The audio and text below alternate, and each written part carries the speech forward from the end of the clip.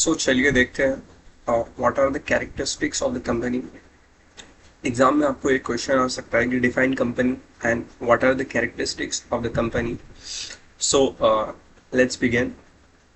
सबसे पहले देखते हैं इंट्रोडक्शन ऑफ कंपनी। तो एक कंपनी एक आर्टिफिशियल पर्सन होती है क्रिएटेड बाय लॉ, और वर्ड कंपनी ओरिजिनेट हुआ है लैटिन वर्ड से जो कि था कंपानियो, जिसका मीनिंग होता था who eats bread with you। सो हम इसका मीनिंग ले सकते हैं कि एसोसिएशन ऑफ पर्सन जो साथ में आते हैं एक पर्टिकुलर पर्पस और गोल के लिए, उसको हम कह सकते हैं आज के लैंग्वेज में कंपानियों और कंपनी। उसके बाद what is the definition of company.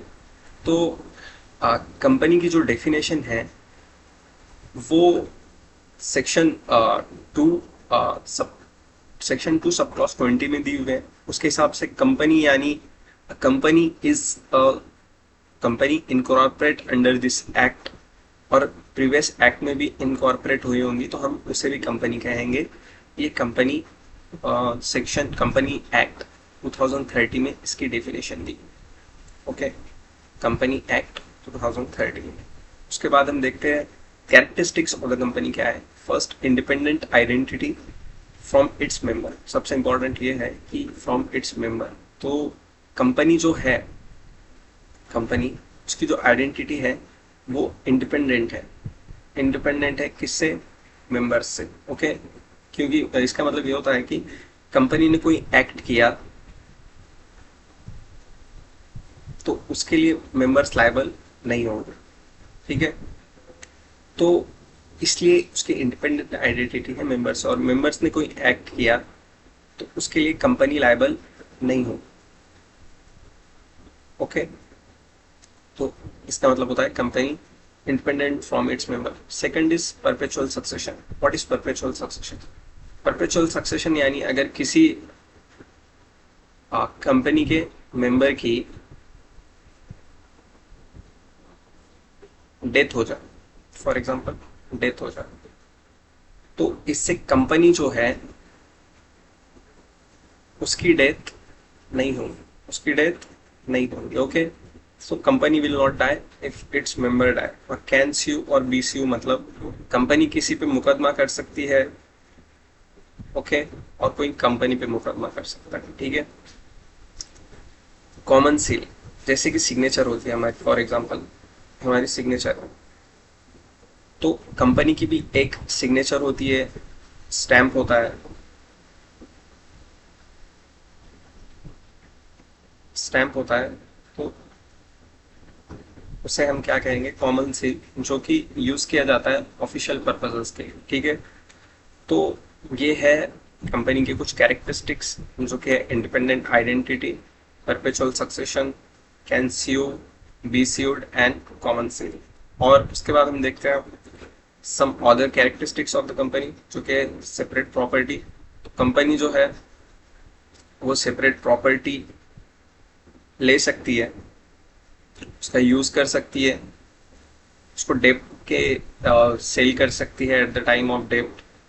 ठीक है, और कंपनी की वो सेपरेट प्रॉपर्टी होंगी, उसके लिए ओनर जो बोर्ड ऑफ डायरेक्टर है या मेंबर है उनका किसी का भी कंट्रोल नहीं होगा, वो टोटली कंपनी की सेपरेट प्रॉपर्टी होगी। ठीक है, तो ये और एक कैरेक्टरिस्टिक्स है ऑफ द कंपनी।